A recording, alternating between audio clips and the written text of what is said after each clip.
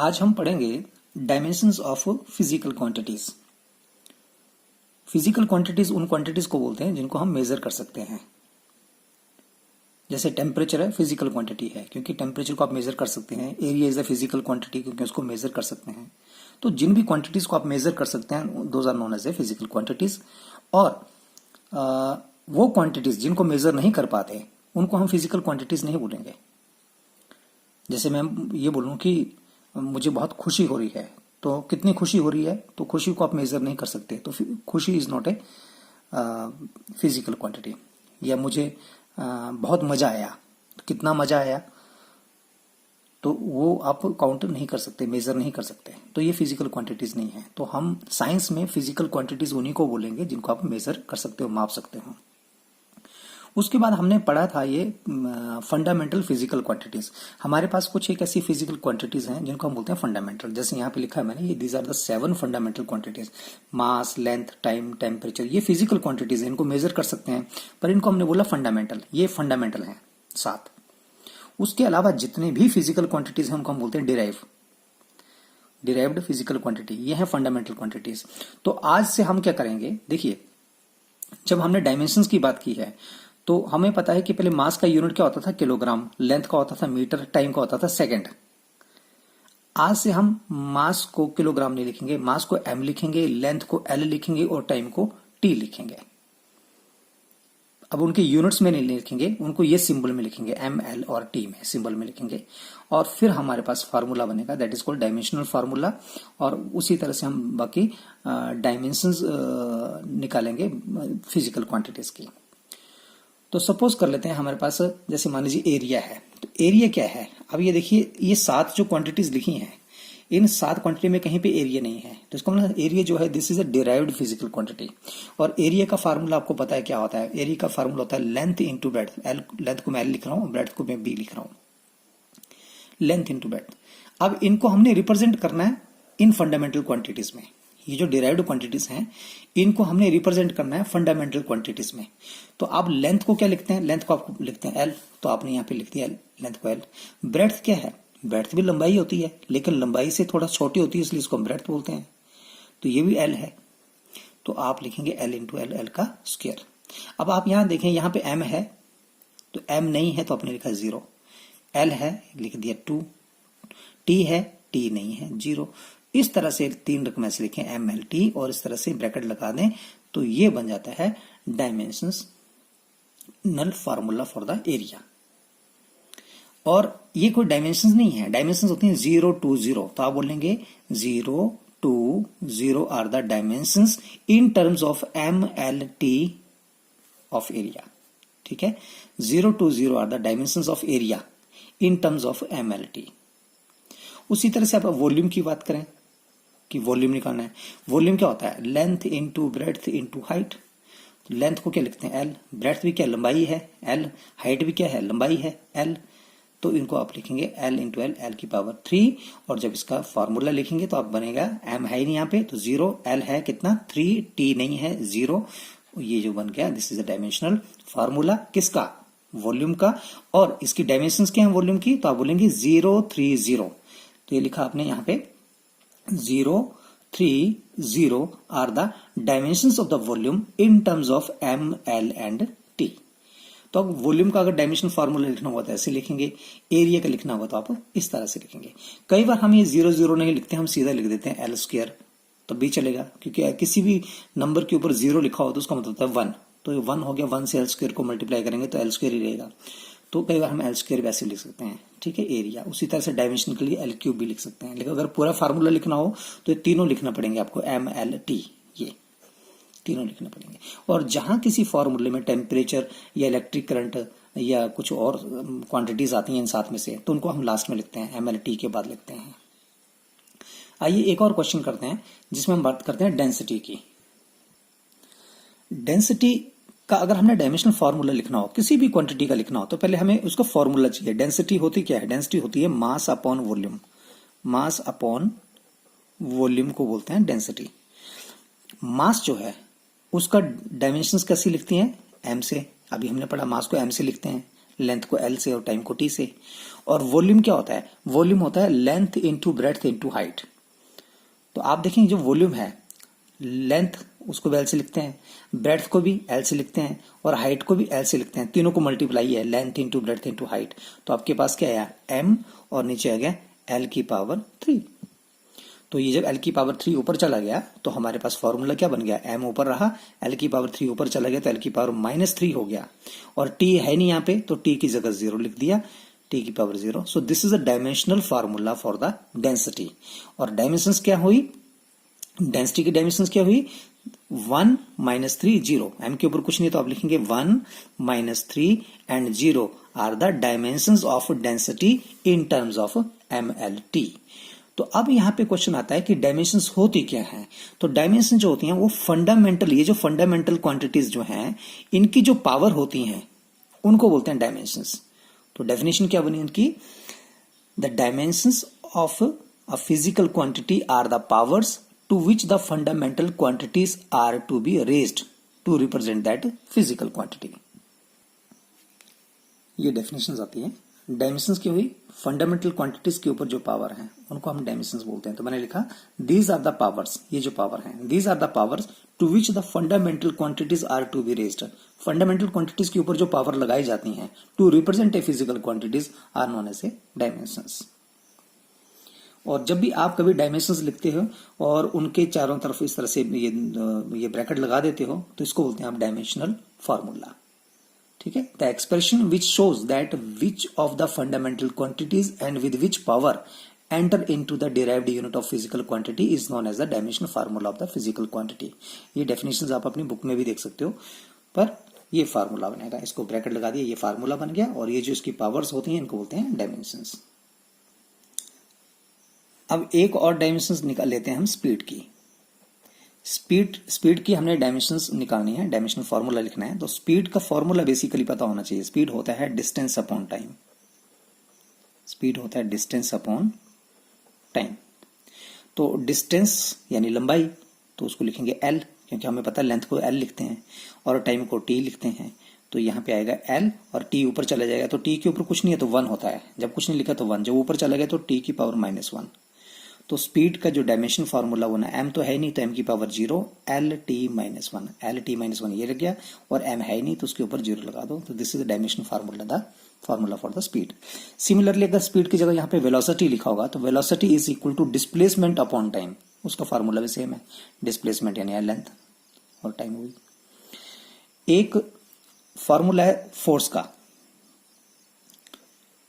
ये फोर्स का जो फार्मूला है,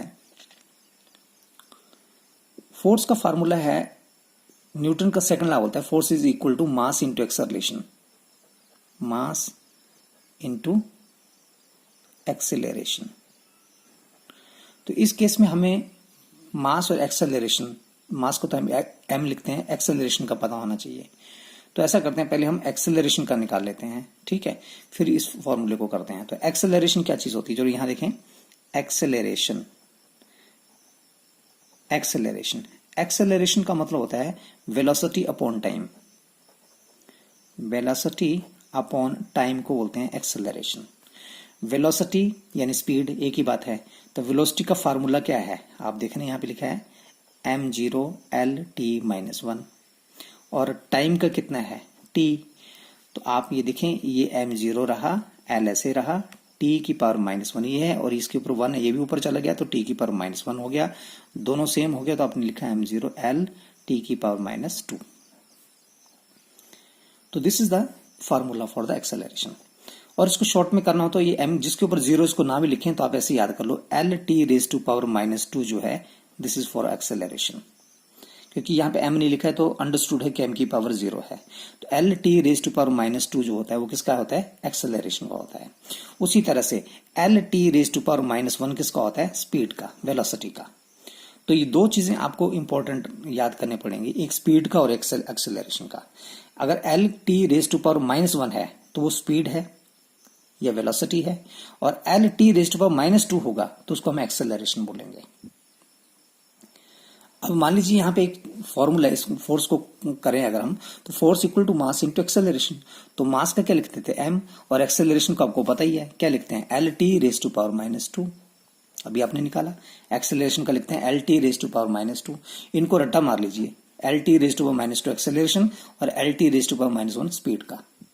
तो हमारे पास फार्मूला क्या बन गया, ये बन गया M L T raise to power -2। This is the dimensional formula for the force. ये इंपॉर्टेंट है, इसलिए आपको ये जो मैं इंपॉर्टेंट बोल रहा हूँ, एक तो आपको बेसिक ये पता होना चाहिए, दूसरा ये पता होना चाहिए, तीसरा फोर्स का आपको पता होना चाहिए। बहुत जगह इस्तेमाल होने वाला है ये। तो L T raise to power -1 स्पीड के लिए, L T raise to -2 acceleration के लिए, और M L T raise to power -2 ये फोर्स के लिए। ठीक है। और उसके बाद जैसे मान लीजिए अब एक और क्वेश्चन है जिसमें हम बोलते हैं लीनियर मोमेंटम का निकालिए। तो लीनियर मोमेंटम का डायमेंशन फार्मूला लिखना है। तो लीनियर मोमेंटम को P से रिप्रेजेंट करते हैं। P इज इक्वल टू, और फार्मूला क्या होता है, mass into velocity, M into V, mass into velocity. This is the formula for the linear momentum, mass into velocity. तो आप ऐसे लिख सकते हैं P इज इक्वल टू, मास को क्या लिखेंगे, M। ये हमने पढ़ा है कि मास जो फंडामेंटल क्वांटिटी उसको M से लिखते हैं, लेंथ को L से लिखते हैं, टाइम को T से लिखते हैं। तो मास की जगह M लिख दिया। वेलोसिटी तो आपको पता है अभी स्पीड या वेलोसिटी सेम है, वेलोसिटी को L T raise to power -1 लिखेंगे, L T raise to power -1। ये एम नोट लिखने की जरूरत ही नहीं है, अगर लिख भी देंगे यहाँ पे तो 0 + 1 1 ही रहेगा, तो लिखने की जरूरत नहीं है, तो ऐसे लिख सकते हैं। तो ये जो फार्मूला बना ये आ गया मोमेंटम का। अब हमने फोर्स का याद कर लिया, M L T raise to power -2। जब फोर्स का याद हो गया तो उसके बाद हम एक और फार्मूला है, that is called impulse. Impulse का क्या होता है, तो इम्पल्स का फार्मूला होता है फोर्स इनटू टाइम। अब ये जितना हम ये पढ़ रहे हैं इम्पल्स क्या होता है, तो इसमें आपने कंफ्यूज नहीं होता है, क्योंकि जब भी हम पूरा फिजिक्स को पढ़ेंगे तो उसमें ये सारी टर्म आएंगी, आगे आप पढ़ेंगे इम्पल्स क्या होता है, तो उस टाइम पे आपको ये फार्मूला भी याद हो जाएगा। फिलहाल अभी तो मैं चैप्टर में है तो मैं बता रहा हूँ, अदरवाइज ये नहीं सोचना है कि इम्पल्स ये फार्मूला कब याद करेंगे, ये कहाँ से आ गया। तो आगे हम चैप्टर्स पढ़ेंगे उसमें सारी की सारी जानकारी मिलेगी। तो impulse equal to force into time. तो फोर्स का क्या होता है, फोर्स का हमें याद हो गया M L T raise to power -2। क्योंकि फोर्स का फार्मूला ना ऐसे याद हो जाता है, फोर्स का फार्मूला होता है mass into acceleration, M A. Newton का सेकंड लॉ था force equal to F equal to M A, ये आपने पढ़ा होगा, F equal to M A. तो m को हम सीधे m लिखते हैं, और a एक्सेलरेशन को क्या लिखते हैं, एल टी रेज टू -2। तो ये लिख दिया m और a की जगह एल टी -2, ये फोर्स का आ गया। आगे टाइम का पूछा तो मैंने लिख दिया टाइम। तो आपके पास क्या बन गया, m l और t रेज टू -2 ये है, और इसके ऊपर कोई पावर नहीं है तो ये 1 है, तो -2 + 1, -2 + 1, क्योंकि जब बेस बराबर हो, बेस टी बराबर है, बीच में मल्टीप्लाई का निशान हो तो पावर ऐड हो जाती है, तो -2 + 1, तो हमारे पास बना एम एल टी की power -1। So this is the dimensional formula for the impulse. उसके बाद जो सबसे इंपॉर्टेंट है, इसके बाद जो अगला इंपॉर्टेंट है वो है एनर्जी का। जैसे वर्क का हमें फार्मूला याद हो गया M L T raise to power -2, उसी तरह दूसरा है एनर्जी का। तो एनर्जी का फार्मूला क्या होगा, ये देखें। एनर्जी का, वर्क का हम डायमेंशनल फार्मूला निकालेंगे, और फोर्स का हमें पता है M L T raise to power -2। अब ये नोट करें, देखिए कि एनर्जी और वर्क दोनों को जो यूनिट है दोनों को मेजर करते हैं जूल में, वर्क को भी जूल में मेजर करते हैं और एनर्जी को भी जूल में मेजर करते हैं। तो जिनका यूनिट सेम होते हैं उनका डायमेंशनल फार्मूला भी सेम होता है, क्योंकि वर्क को भी जूल में मेजर करते हैं और एनर्जी को भी जूल में मेजर करते हैं। तो इन दोनों का यूनिट सेम है तो इनका डायमेंशनल फार्मूला भी सेम होगा। तो हम अगर वर्क का डायमेंशनल फार्मूला निकालते हैं वही एनर्जी का डायमेंशनल फार्मूला होगा। तो वर्क का फार्मूला होता है force into displacement, force into displacement. और फोर्स का डायमेंशनल फार्मूला हमें पता है ये है, और डिस्प्लेसमेंट का क्या होता है, डिस्प्लेसमेंट यानी लेंथ एल। तो आप ये फार्मूला यहां भर दें तो आपके पास क्या बनेगा, अगर फोर्स की जगह मैं ये लिख दूं नीचे और डिस्प्लेसमेंट की जगह मैं एल लिख दूं तो ये सारा फार्मूला किसका बन जाएगा, वर्क का बन जाएगा। फोर्स का ये लिख दिया, डिस्प्लेसमेंट का एल, तो क्या बनेगा, एम एल और एल का मल्टीप्लाई होगा एल की पावर 2 और टी की power -2। So this is the dimensional formula for the work. और यही फार्मूला किसका होगा, एनर्जी का, M L 2 T raise to power -2। अब आपको मैंने फिर से बोला कि ये इंपॉर्टेंट है, एक फार्मूला फोर्स का ये वाला, जिसमें लिखेंगे ml(T)⁻²। ये फोर्स क्या है, और जहां L के ऊपर भी 2 आ जाएगा ml(2T)⁻²। देखो दोनों में फर्क कितना है, यहाँ पे -2, इधर 2 नहीं है। तो ये ml(T)⁻² फोर्स का है और ml(2T)⁻² एनर्जी का है। ये दोनों इंपॉर्टेंट हैं, इन दोनों फॉर्मूलों को याद कर लेंगे, तैयार कर लेंगे कैसे करना है ये। उसके बाद जब एनर्जी की बात आए तो कौन सी एनर्जी, अगर मैं एग्जाम में लिखूं कि काइनेटिक एनर्जी का डायमेंशन फार्मूला लिखो या पोटेंशियल एनर्जी का डायमेंशन फार्मूला लिखो, तो सभी एनर्जी का डायमेंशन फार्मूला सेम होगा। क्यों? क्योंकि सभी का यूनिट जूल होगा। तो काइनेटिक एनर्जी है चाहे पोटेंशियल एनर्जी है, जो भी एनर्जी है, सबका फार्मूला सेम। एग्जाम्पल देते हैं यहाँ पे कि जैसे काइनेटिक एनर्जी है, तो काइनेटिक एनर्जी का डायमेंशन फार्मूला पूछा है, तो हमें पता है काइनेटिक एनर्जी का फार्मूला तो होता है ½ mv²। ये हमने पढ़ा हुआ है, kinetic energy equal to ½ mv², जिसको आप हिंदी में बोलते थे गतिज ऊर्जा, उसको काइनेटिक एनर्जी बोलते हैं। तो गतिज ऊर्जा यानी 1/2 mv²। हाफ, तो ये जो लिखा हाफ, यहाँ पे जो गिनती लिखी होती है 1/2, 3, 4, ये इस डायमेंशन फार्मूले में इस्तेमाल नहीं होती है। तो 1/2 को हटा दीजिए, अब बचा हमारे पास mv²। m क्या है? मास। और v क्या है? स्पीड। v क्या है? स्पीड।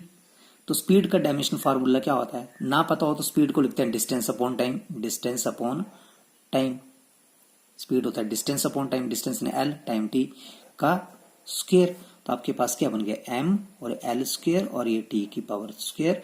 आगे ले जाओ, m l ऊपर है, t नीचे से ऊपर गया -2। So this is the dimension formula किसका? काइनेटिक एनर्जी का। तो यही तो ये लिखा था एनर्जी का, तो एनर्जी का या काइनेटिक एनर्जी का सेम फार्मूला होगा। उसी तरह से अगर आप पोटेंशियल एनर्जी का लिखोगे तो उसका भी सेम आएगा।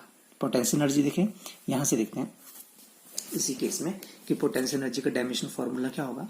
तो मैंने यहां पे लिखा पोटेंशियल एनर्जी। पोटेंशियल एनर्जी का फार्मूला होता है mgh।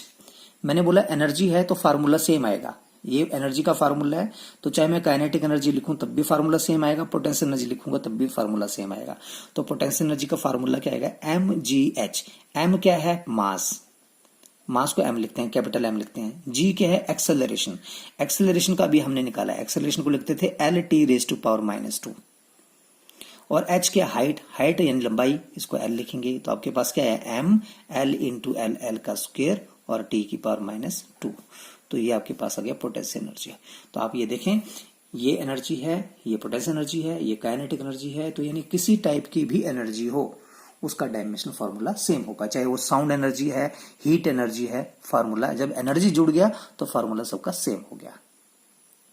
अब एग्जाम में इतना सिंपल नहीं आता है, एग्जाम में अगर डायमेंशन फार्मूले आएंगे तो वो आपको आएगा, जैसे ग्रेविटेशनल कांस्टेंट का डायमेंशन फार्मूला बताइए, सरफेस टेंशन का बताइए, या फिर बोल्ट्जमैन कांस्टेंट क्या होता है, ठीक है, या प्लैंक्स कांस्टेंट क्या होता है।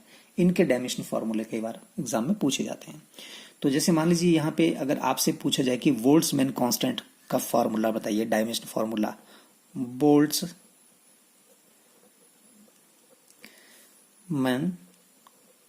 कांस्टेंट का डायमेंशन फार्मूला, ये बहुत इंपॉर्टेंट है। तो बोल्ट्जमैन कांस्टेंट का फार्मूला बताने के लिए हमें बोल्ट्जमैन कांस्टेंट का फार्मूला पता होना चाहिए।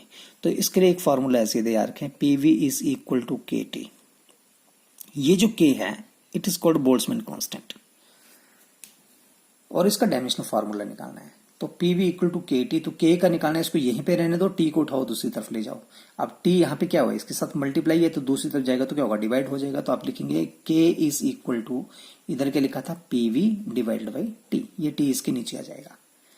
अब P, V और ये T, इनका हम यहाँ पे क्या करेंगे? वैल्यू भरेंगे सबकी। P क्या है? Pressure, P pressure, V volume और T टेम्परेचर। अब प्रेशर जो है इसका यूनिट क्या होता है हमने निकाला नहीं था, यहां पे लिखता हूं प्रेशर। देखिए ये छोटे छोटे यूनिट, प्रेशर होता है फोर्स बटा एरिया। प्रेशर होता है फोर्स डिवाइडेड बाई एरिया।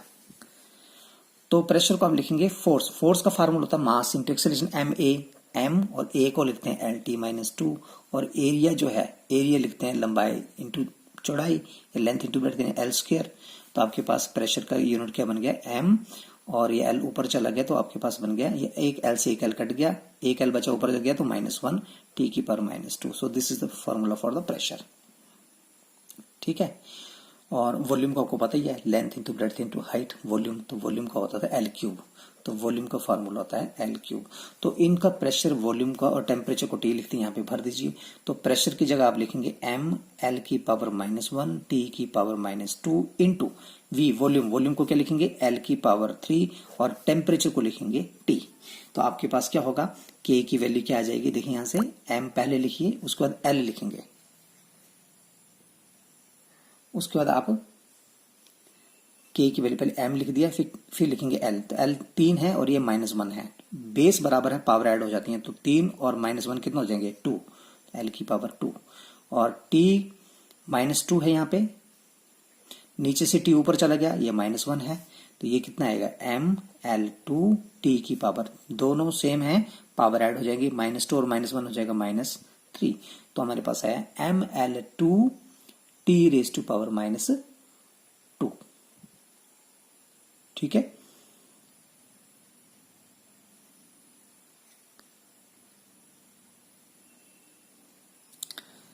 अब देखिए प्रेशर का यूनिट क्या होता है, प्रेशर का यूनिट तो होता है पास्कल या न्यूटन पर मीटर स्क्वायर, लेकिन इसका डायमेंशन फार्मूला क्या होता है, तो प्रेशर का पहले फार्मूला पता होना चाहिए, प्रेशर होता है फोर्स डिवाइडेड बाई एरिया।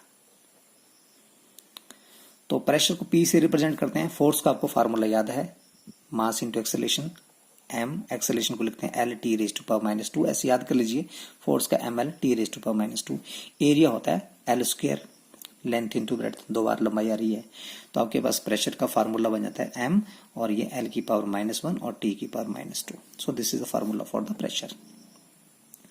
अब एग्जाम में इतना सिंपल नहीं आता, एग्जाम में जैसे क्वेश्चन आ गया कि बोल्ट्जमैन कांस्टेंट का डायमेंशनल फार्मूला बताइए, अभी आप जब ये आगे चैप्टर पढ़ेंगे तो आपको क्लियर हो जाएगा कि बोल्ट्जमैन कांस्टेंट है क्या, तो अभी तो ये सिर्फ ऐसा लिख लेना है कि ऐसा होता है, बोल्ट्जमैन कांस्टेंट का डायमेंशनल फार्मूला लिखिए। तो बोल्ट्जमैन कांस्टेंट के लिए आप एक फार्मूला याद करेंगे, that is PV is equal to K T, ये जो के है इसको बोलते हैं बोल्ट्जमैन कांस्टेंट। तो जिसको निकालना है उसको वहीं पे रहने दो, बाकी जो उसके साथ लिखा हुआ है उसको दूसरी साइड ले जाओ, तो के के साथ टी मल्टीप्लाई है, इधर मल्टीप्लाई है तो उधर डिवाइड होगा, तो आपके पास आएगा K is equal to PV upon T. यहाँ पी प्रेशर है, वी वॉल्यूम है, पर टी टेम्परेचर है, ये टाइम नहीं है, यहाँ पे टी टेम्परेचर है। तो आप क्या करेंगे, प्रेशर का फार्मूला आपने निकाला, ये भर देंगे, कितना निकाला एम एल की पावर -1 टी की पावर -2, वॉल्यूम होता है length into breadth into height, यानी एल क्यूब, 3 बार लेंथ ब्रेड्थ और हाइट तीनों लंबाइयां हैं, एल क्यूब। और उसके बाद टेम्परेचर को आप किस में लिखेंगे, केल्विन में, केल्विन में लिखते हैं टेम्परेचर को के, ये 7 फंडामेंटल क्वांटिटी में टेम्परेचर को केल्विन में लेते थे, के से रिप्रेजेंट करते हैं। अब हमारे पास क्या फार्मूला बन गया, ये आप लिखेंगे एम, उसका बाद लिखेंगे एल, तो ये एल लिखा, एल गया कितना बचा 2, फिर टी की पावर -2 और के नीचे इसको ऊपर ले जाओ, तो इसके ऊपर कुछ नहीं है, 1 ऊपर चला जाएगा तो क्या लिखेंगे के की power -1। So this is the dimension formula for the Boltzmann constant. उसी तरह से एक फार्मूला आता है कि प्लैंक्स कांस्टेंट का फार्मूला बताइए, डायमेंशन फार्मूला, प्लैंक्स कांस्टेंट, ये पूरा नहीं लिखा मैंने, प्लैंक्स कांस्टेंट, ठीक है। तो इसके लिए फार्मूला है E is equal to H और न्यू, इसको न्यू बोलते हैं, फ्रीक्वेंसी एफ भी लिख सकते हैं, इक्वल टू एच एफ या एच न्यू। तो ये जो एक्स एच जो है इसको बोलते हैं प्लैंक्स कांस्टेंट, तो ये निकालना है आपने, तो आप लिखेंगे H is equal to E divided by nu, E energy है, न्यू फ्रीक्वेंसी है, ई एनर्जी है, न्यू फ्रीक्वेंसी है। अब एनर्जी का डायमेंशनल फार्मूला हमें पता है M L 2 T raise to power -2 अभी निकाला था, और फ्रीक्वेंसी क्या होती है, फ्रीक्वेंसी होती है 1/t, फ्रीक्वेंसी का फार्मूला होता है 1/t, तो यहाँ पे लिखेंगे 1/t, टी ऐसे लिख दिया, टी ऊपर चला गया तो आपके पास क्या आया M L 2 T raise to power -2 और ये टी भी ऊपर चला गया, नीचे 1 रह गया, लिखने की जरूरत नहीं है। ग्रेविटेशनल कांस्टेंट, और इसको कैपिटल जी से रिप्रेजेंट करते हैं। ग्रेविटेशनल कांस्टेंट का डायमेंशनल फार्मूला निकालिए, तो देखिए ग्रेविटेशनल कांस्टेंट का फार्मूला निकालने से पहले हमें ये पता होना चाहिए कि ग्रेविटेशनल जी जो है इसकी किस फार्मूले में इस्तेमाल होता है। तो हमने पहले चैप्टर में पढ़ा था कि जब दो बॉडीज हैं हमारे पास, एक का मास m1 है, एक का मास m2 है, दोनों के बीच का डिस्टेंस r है, तो उन दोनों के बीच में एक फोर्स होती है और वो फोर्स किसके बराबर होती है, तो हम लिखते थे कि force is equal to G m1 m2 divided by r square. ये जो जी था इसको बोलते थे ग्रेविटेशनल कांस्टेंट। अब इसका डायमेंशनल फार्मूला निकालना है तो इसको यहीं पे रहने दो, बाकी सारा सामान उठाओ दूसरी तरफ ले आओ। तो इधर क्या लिखा था एफ, ये आर स्क्वायर नीचे है तो ऊपर आ जाएगा, और ये